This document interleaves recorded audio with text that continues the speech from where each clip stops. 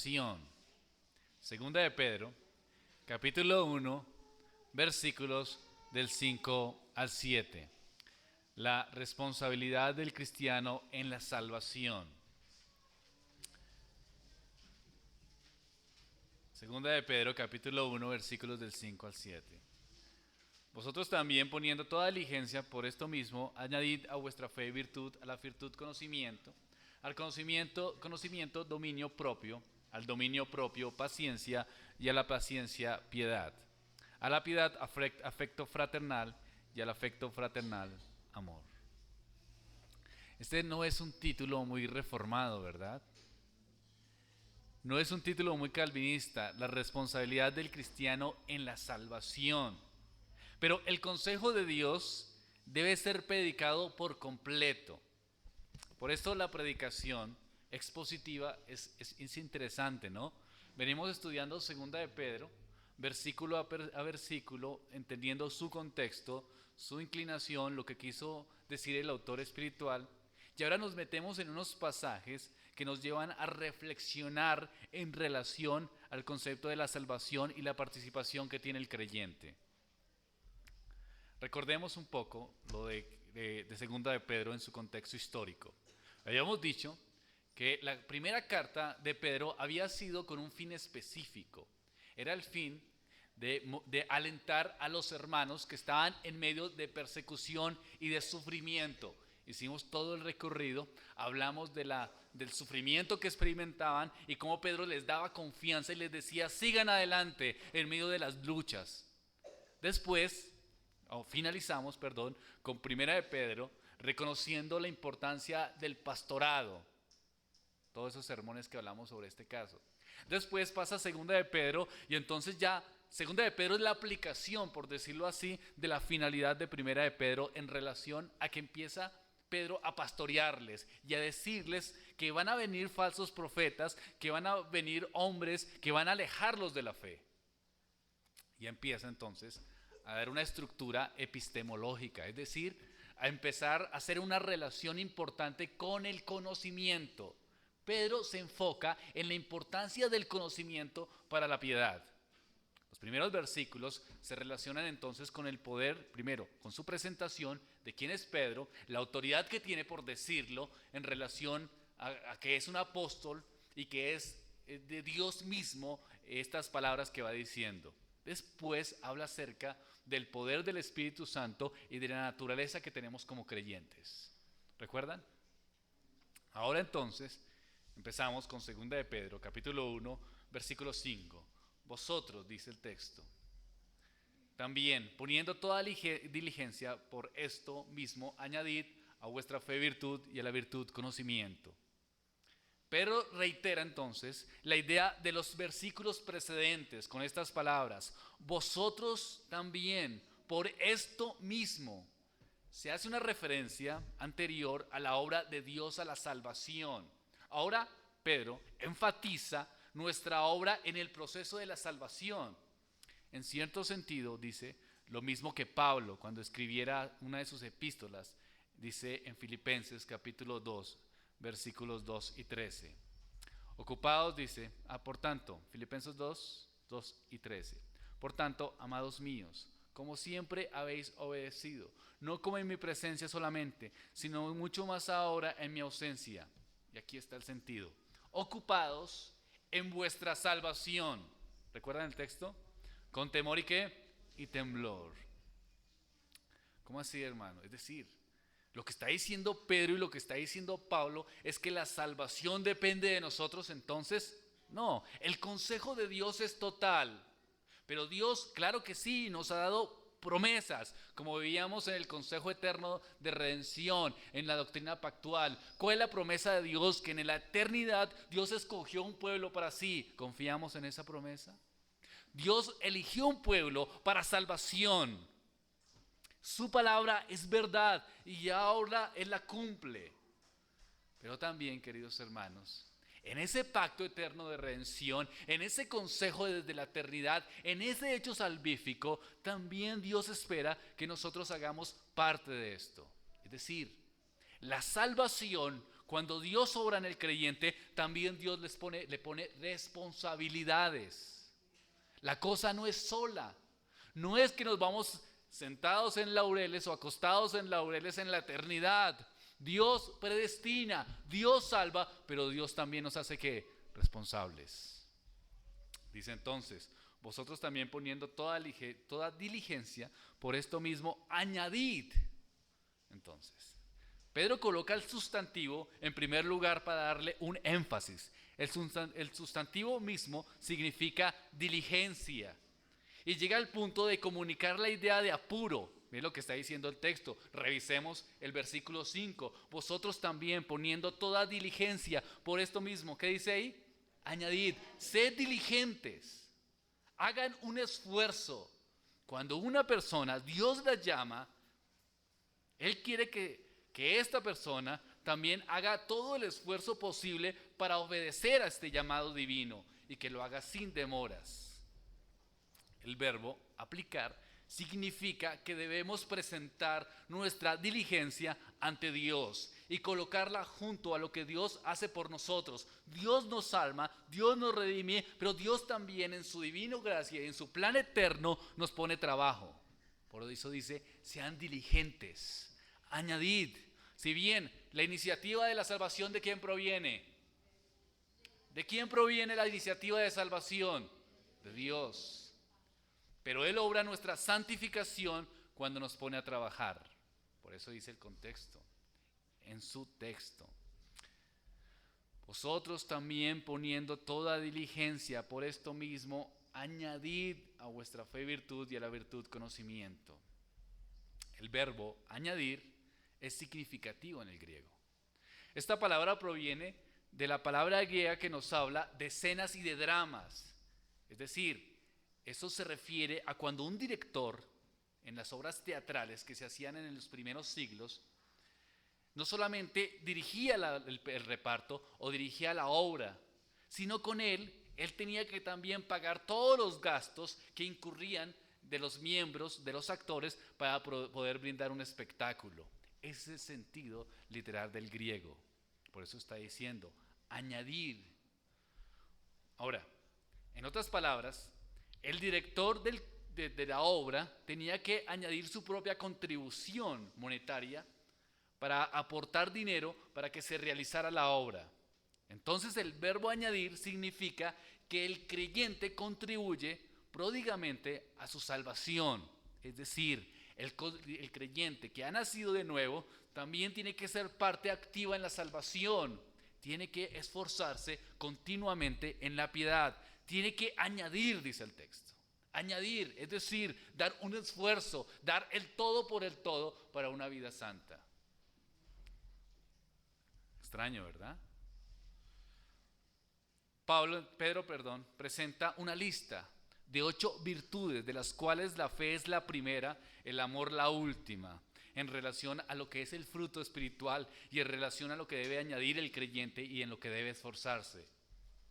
Empieza entonces hablando acerca de la fe.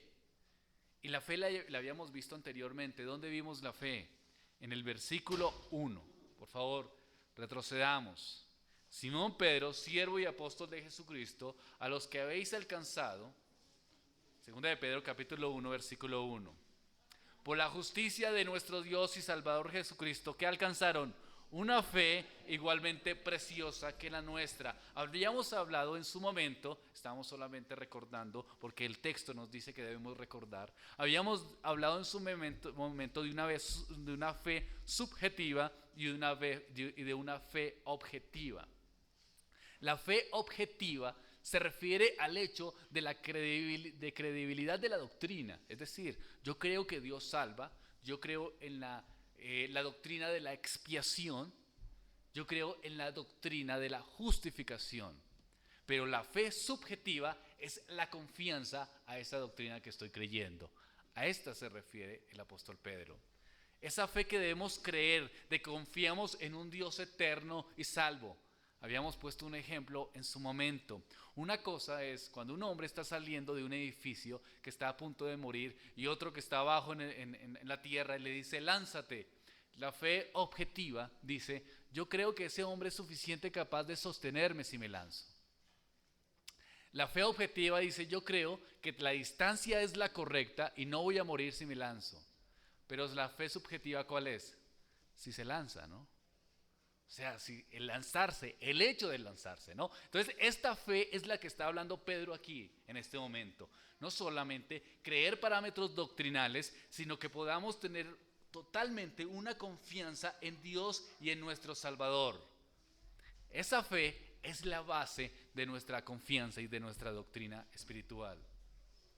Esa fe, queridos hermanos, que en su momento trabajamos, es la raíz de todas las otras virtudes que Pedro menciona. El apóstol exhorta a los lectores de su carta a añadir a la fe 7 virtudes que se mencionan.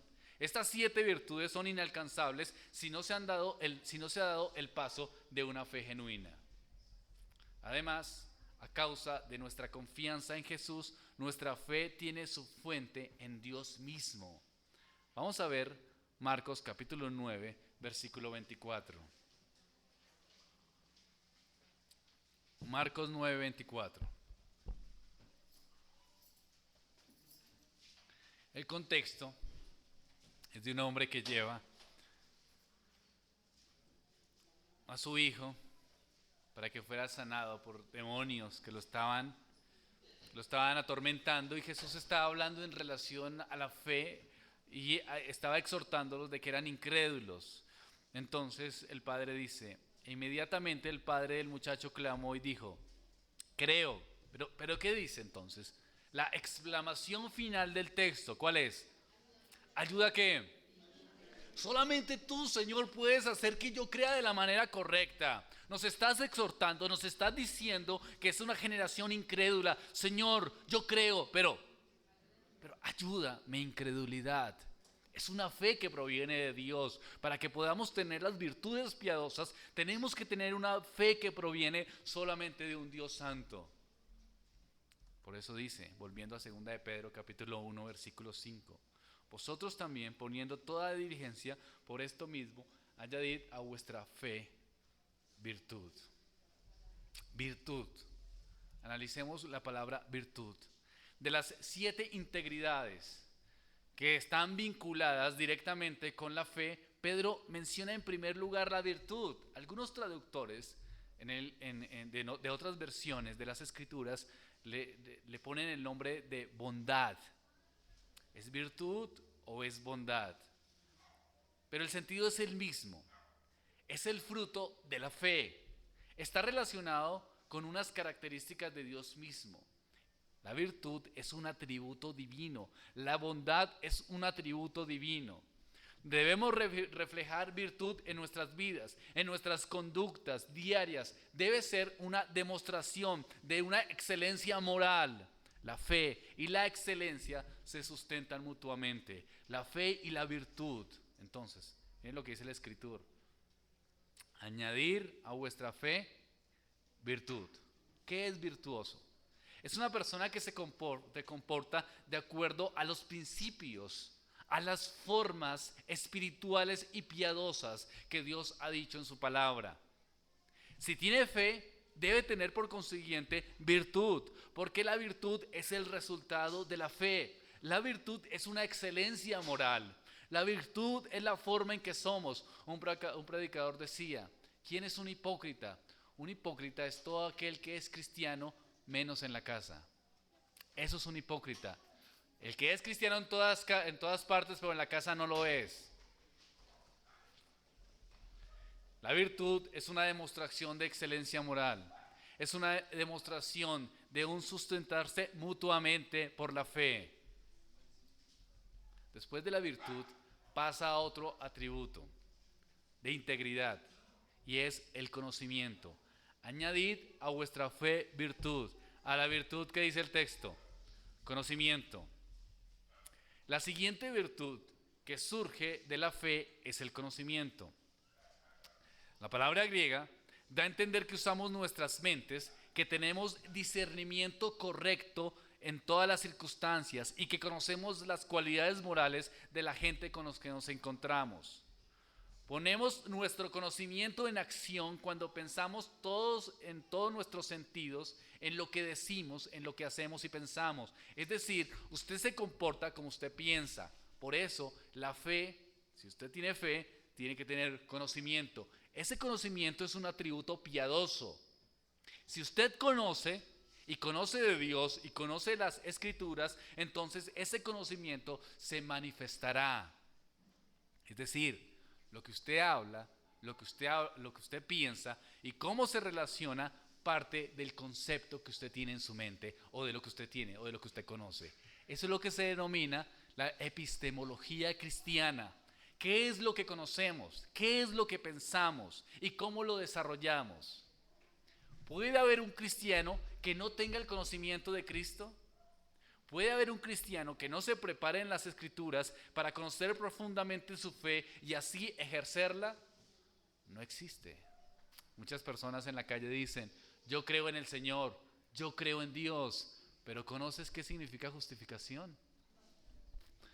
Hay iglesias o hay creyentes que no saben qué significa propiciación, ni expiación, ni justificación, ni redención. ¿Puede ser un creyente que no entiende los principales pilares de la fe cristiana? No lo puede ser. La fe hace que el creyente conozca. ¿Cuál es el deseo del creyente entonces? Conocer profundamente a Dios. ¿Qué es lo que me dice Dios en el texto bíblico? ¿Qué me dice en su palabra? Y entonces, ¿cómo lo aplico? Mi pensamiento está constantemente lleno del conocimiento de lo que Dios me da. Si no tengo ese conocimiento, entonces, ¿cómo puedo tener una vida piadosa? Muchos sufren y se quejan de sus pasiones y de sus emociones, pensando cómo puedo ser transformado, cómo puedo cambiar, sigo en lo mismo, pasan años, pero nunca se acercan a la fuente. La fuente es el conocimiento de Dios. Los pastores somos guías, ¿verdad? Podemos ser colaboradores en dar un consejo y un ánimo en medio de una circunstancia. Pero los pastores pueden transformar el corazón de alguien. Yo como pastor puedo hacer que ustedes sean espirituales y tengan una fe realmente genuina. No. Desanimamos, ¿no? Desaniman estas palabras, ¿verdad? No quiere decir que no sigan pidiendo consejería. Pueden hacerlo, pero con la claridad que yo no voy a cambiar a nadie, ¿no? Pero ¿qué sí puede cambiar entonces? Esto que es producto de la fe, ¿qué es? El conocimiento. Si conozco a Dios profundamente, de tal forma que puedo entender lo que Él dice en su palabra, su amor, su gracia, su justificación, su propiciación, su hecho salvífico, eso me hará una persona piadosa. Es el conocimiento que solo proviene de un Dios santo y bueno. Pasamos entonces al versículo 6.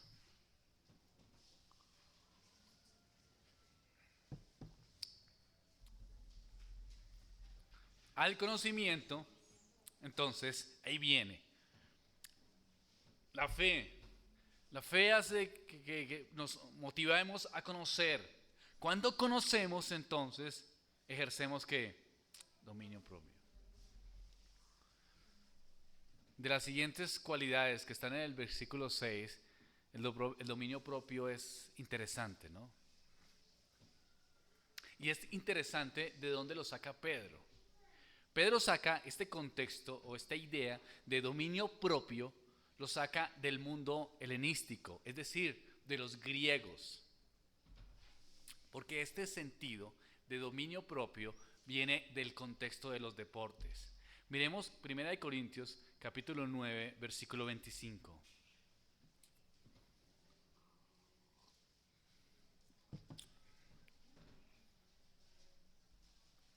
Primera de Corintios capítulo 9, versículo 25.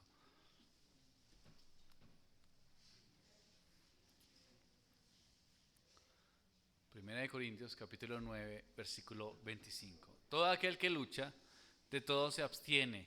Ellos usan la verdad para recibir una corona corruptible, pero nosotros una incorruptible. Volvemos a nuestro texto. Miramos cómo ese sentido lo tenía Pablo y volvemos a nuestro texto cómo lo sigue Pedro. Pero entonces da el sentido del dominio propio. Era tomado de los atletas que se preparaban para los juegos. Es interesante esto. ¿Por qué? Porque yo quería saber por qué Pedro tenía esta intención.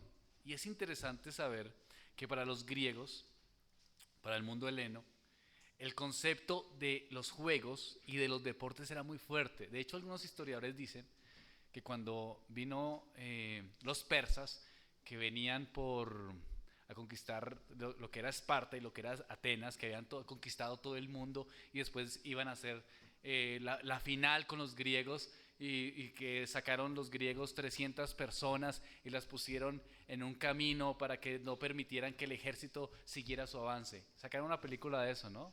Que se llama 300. Entonces, algunos historiadores, hay una complicación en esta historia en relación al objetivo de quiénes eran esos 300. Algunos piensan que los 300 eran los mejores, y de hecho así lo plantea la película, ¿no? Que eran los mejores de Esparta, los más fuertes, los más sanguinarios, y eran los que se parquearon ahí al frente esperando que llegaran todos los persas. Otros piensan que no, que eran en la época de los Juegos, por decir los Juegos Olímpicos. Entonces todo el mundo griego estaba pensando en los juegos porque para ellos era muy importante el concepto de los juegos. Entonces dieron el aviso, vienen los persas, bueno, ¿qué hacemos? ¿Suspendemos los juegos? No, que vamos a suspender los juegos. No, mandemos 300 que los detengan mientras que nosotros seguíamos los juegos. Los 300 que mandaron no eran los mejores. De hecho, eran los peorcitos, porque los mejores ¿dónde estaban? En los juegos. Pero para ellos eran tan importantes los juegos que así los persas estuvieran en la puerta, no iban a pararlos. Entonces, párenlos mientras que terminamos los juegos. Después de lo que terminemos, ahí sí vamos y peleamos con ellos. Pero los juegos eran importantísimos. Ahora, si eran tan importantes para el hecho de que podía peligrar su propia vida y mandaron 300 adelante para que los retuvieran un momento mientras que terminaban sus campeonatos, ¿cómo sería el ejercicio que ellos hacían en relación para la competencia? Por eso es que el apóstol Pedro y Pablo incluyen este concepto de los juegos como dominio propio. Es decir, los atletas se preparaban fuertemente para los juegos. Evitaban comida que pudiera alterar su cuerpo. Evitaban el vino. Evitaban todo trato sexual. Entonces, los apóstoles hacen esa analogía y dice, el cristiano debe ejercitar dominio propio en todas las circunstancias. Como los atletas se abstienen de muchas cosas para la competencia, el cristiano entonces debe dominar su propio cuerpo. ¿Y cómo lo hace entonces el creyente? Poniendo toda su confianza en Dios. Claro, los apóstoles, sin embargo, evitan dar un mandamiento detallado acerca del dominio propio que cubra todas las circunstancias.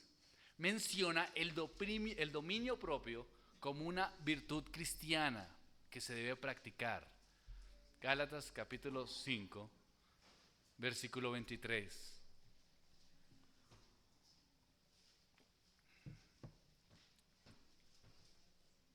Gálatas capítulo 5, versículo 23. Mansedumbre. Eso es una característica que debe tener el creyente, el Hijo de Dios. Tiene que dominarse, tener dominio propio, como los deportistas que iban a combatir en los juegos que se presentaban en Grecia. Así también el cristiano debe someter su cuerpo en mansedumbre. ¿En qué más? En templanza. Contra tales cosas no hay ley. Ahora, Tito capítulo 1, versículo 8.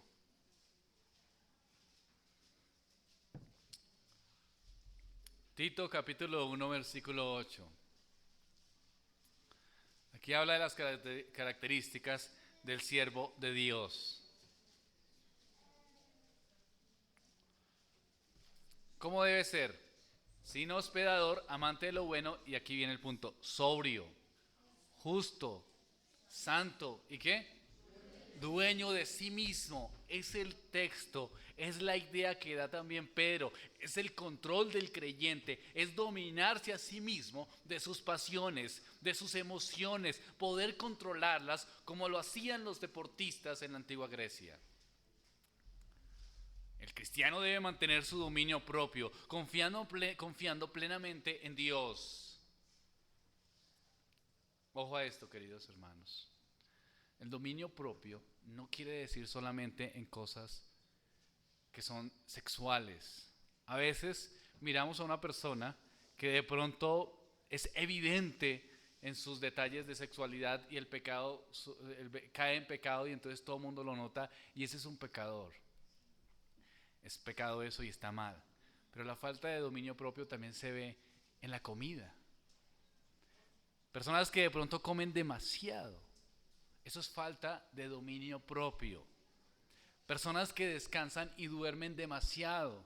Eso es falta de dominio propio. No pensemos solamente en cosas evidentes que la iglesia tendría que hacer una disciplina. Es muy difícil disciplinar a alguien porque come demasiado, ¿no?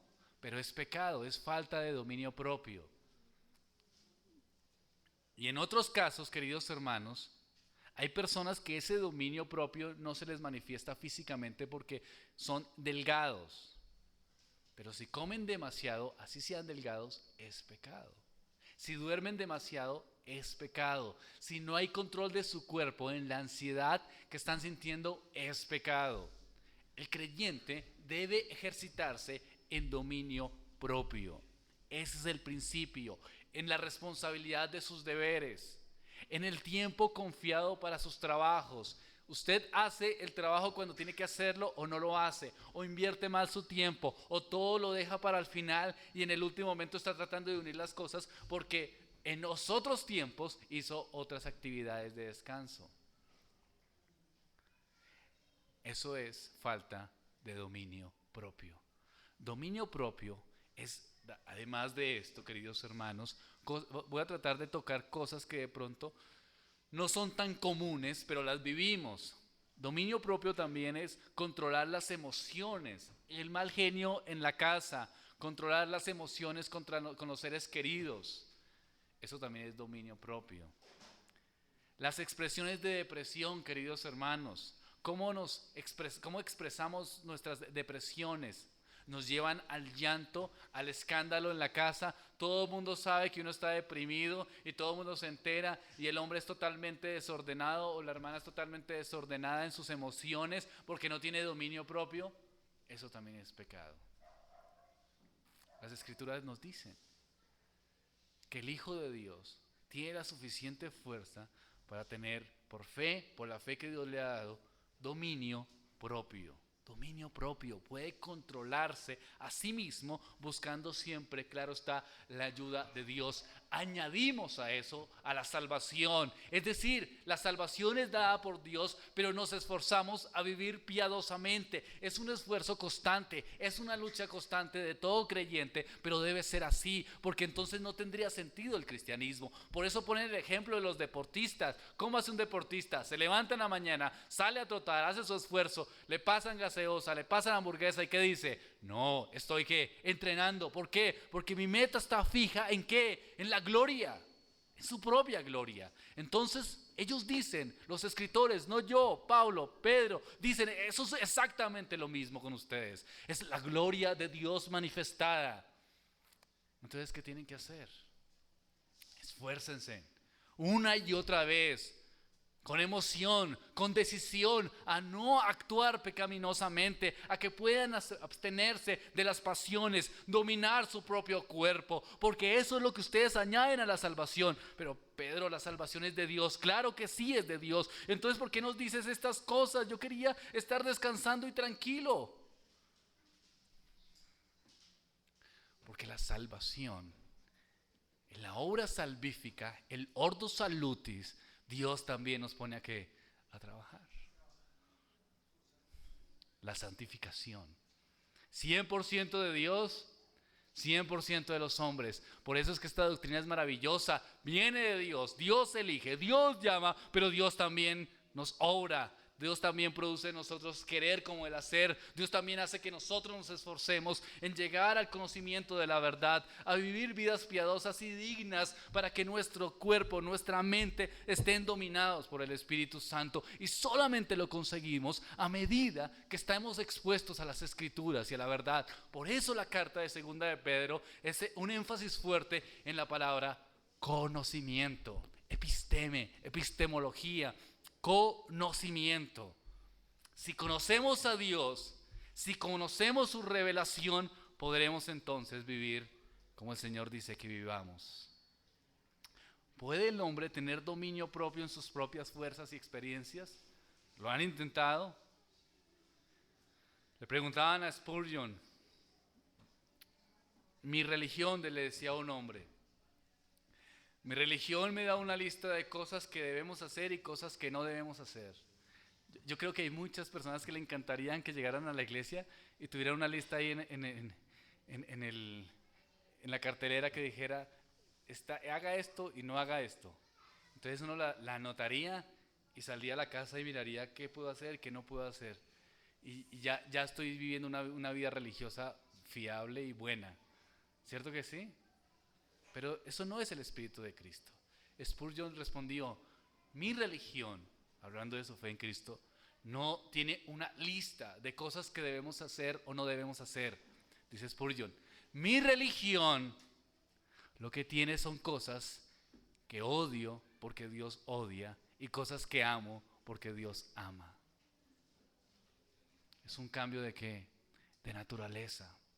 Amamos lo que Dios ama, odiamos lo que Dios odia, y entonces nuestra santificación y nuestro dominio propio ya no es por nuestras propias fuerzas, sino por agradar a ¿quién? A Dios, porque es para su gloria, porque nos da una nueva naturaleza, porque es una vida nueva en Él. Confiamos plenamente en su gracia, confiamos plenamente en su obra y descansamos en lo que Él hace en el creyente. El religioso está poniendo listas, haga esto, no mira allá, no mira acá. ¿Sirve de algo esto? Claro, en un sentido, la moralidad hace cosas. Pero ¿cuál es el riesgo de la moralidad? Que hace a las personas religiosas confiando en sus propios deseos y en sus propias cosas, pensando que porque no hacen, son salvos. Muchos jóvenes, ¿no? Creen que son salvos porque no toman una cerveza. Muchos jóvenes de iglesias piensan que son salvos porque no van a fiestas.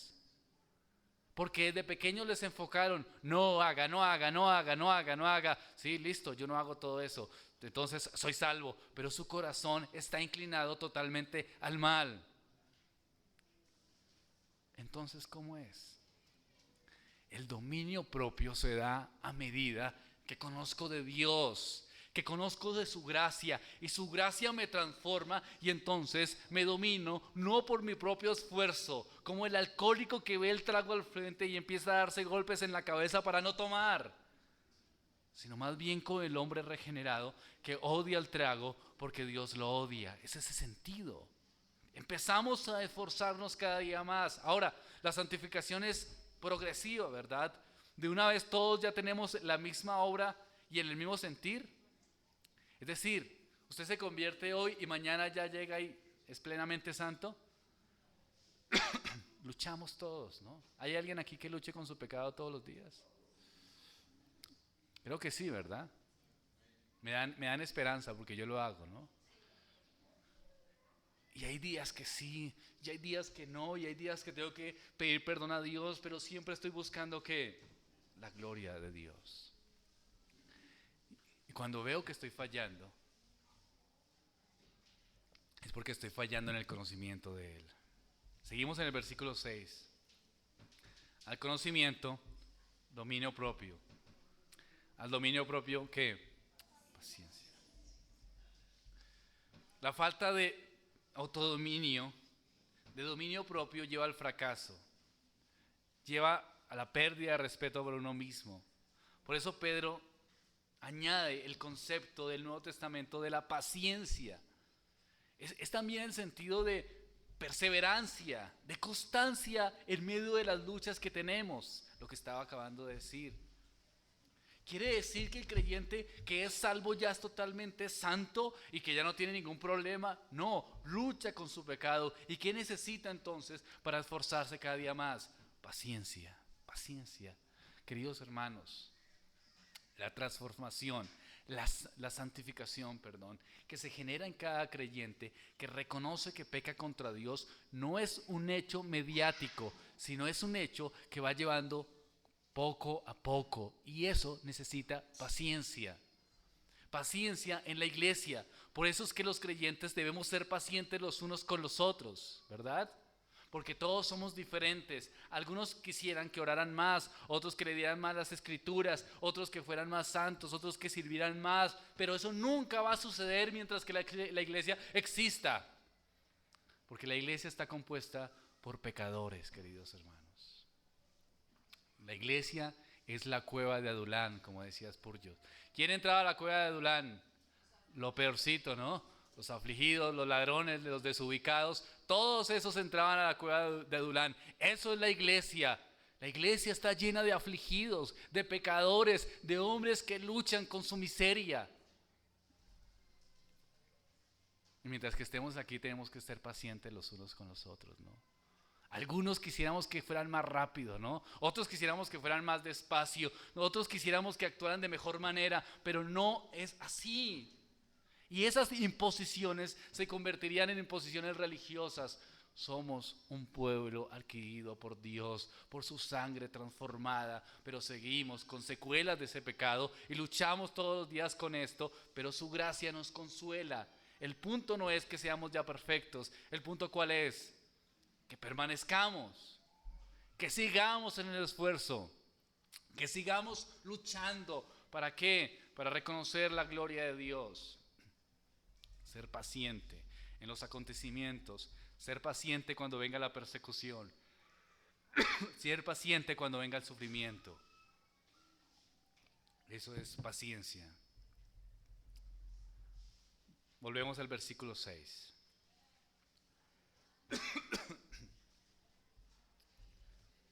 Zacarías Ursino escribe lo siguiente en relación a la paciencia y la perseverancia. Cito: que en toda adversidad tengamos paciencia y en la prosperidad seamos agradecidos y tengamos en el futuro toda nuestra esperanza puesta en Dios, nuestro Padre fidelísimo o fiel. Siguiente, dominio propio. Al dominio propio, paciencia. ¿A la paciencia qué? Perdón.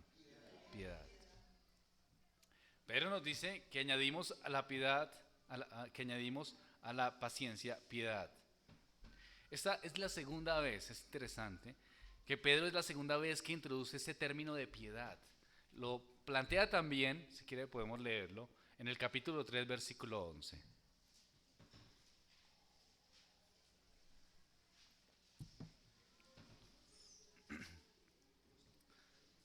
Puesto que todas estas cosas han de ser desechadas, como no debéis vosotros andar en la santa y piadosa manera de vivir.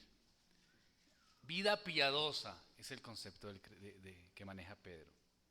Pedro, además, da unos ejemplos de lo que es un concepto de vida piadosa. Llama a Noé y a Lot justos, piadosos. Estamos en 2 de Pedro, ahora vamos a ver el capítulo 2 y el versículo 5.